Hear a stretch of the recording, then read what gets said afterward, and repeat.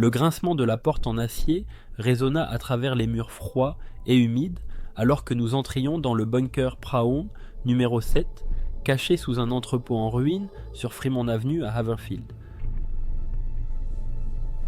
Le bunker était censé être notre sanctuaire, mais alors que je me tenais là avec Hayden, mon collègue de longue date, et Naomi, une jeune technicienne de recherche, la voix de mon père résonnait dans ma tête.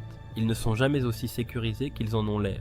L'air vicié à l'intérieur portait une odeur métallique et la lumière vacillante d'une ampoule au plafond rendait l'endroit plus proche d'un tombeau que d'un refuge. Hayden commença immédiatement à fouiller les murs à la recherche de fournitures d'urgence, son grand corps bougeant avec l'efficacité de quelqu'un habitué aux crises. Naomi, le front plissé de concentration, se dirigea vers une console ancienne étiquetée purification de l'air. « Je vais vérifier le système de ventilation », dit-elle, déjà en train de tirer sur un panneau rouillé. Le grincement de la porte m'avait mis mal à l'aise. « Ça fait des décennies que cet endroit n'a pas été entretenu », murmurai-je, à moitié pour moi-même. Je sortis une lampe de poche de mon sac et la balaya sur les murs, me rappelant un vieux plan que j'avais vu des années auparavant.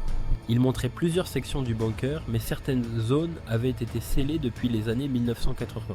Cette pensée ne m'inspirait pas beaucoup de confiance. Alors que nous cherchions l'interrupteur principal, un léger clic interrompit le silence. Naomi pointa une étagère poussiéreuse. « C'est un compteur Geiger », dit-elle en le tenant, tandis que l'aiguille vacillait légèrement. Faible niveau de radiation, pas critique, mais inhabituel pour un bunker scellé. Cet endroit pourrait être compromis, déclara Hayden d'un ton sec. On devrait déjà réfléchir à comment sortir d'ici. Rassemblons plus de données d'abord, répliquai-je. Naomi acquiesça, son attention retournant au conduit. S'il y a une fissure dans les conduits, on la trouvera. Nous gravîmes une courte échelle jusqu'au couloir supérieur où l'air était lourd. Ma lampe de poche révéla des volutes de poussière dans cette atmosphère étouffante. Naomi s'agenouilla près d'un conduit, l'ouvrant pour révéler un filtre obstrué par des débris. « Il y a une fissure ici », dit-elle en suivant d'une fente irrégulière avec son doigt. De l'air extérieur entre par là. Le souvenir de Rebecca, une responsable municipale avec qui j'avais parlé des années auparavant, refit surface. Elle m'avait mis en garde contre les bunkers mal entretenus disséminés dans la région. « Ce sont des reliques », m'avait-elle dit. « Certains d'entre eux sont plus dangereux que les catastrophes qu'ils sont censés prévenir. » Je ne pouvais m'empêcher de me demander si nous étions dans l'un de ces pièges oubliés. Un soudain martèlement contre la porte en acier nous fit sursauter. Hayden sauta à terre, sa main attrapant instinctivement le pied de biche à sa ceinture. Naomi et moi échangeâmes des regards inquiets avant de redescendre. Les coups se faisaient de plus en plus forts, suivis d'une voix étouffée. « S'il vous plaît, laissez-moi entrer. » Une trappe latérale grinça en s'ouvrant et un homme trébucha à l'intérieur, toussant violemment. Il semblait avoir une quarantaine d'années, son visage couvert de saleté et de désespoir. « Je m'appelle Darius », haleta-t-il. La ville haute. Elle a été touchée. J'ai été exposé à la poussière.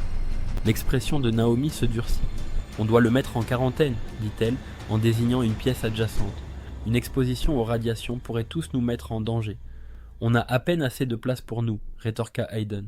Je restai figé, pesant le devoir moral d'aider Darius face au risque qu'il représentait. « On va le garder isolé pour l'instant, décidai-je, mais personne ne s'approche de lui tant qu'on n'en sait pas plus. » Alors que nous avancions plus profondément dans le bunker, le compteur Geiger de Naomi commença à cliquer plus rapidement. « Les niveaux de radiation augmentent », dit-elle d'une voix tendue.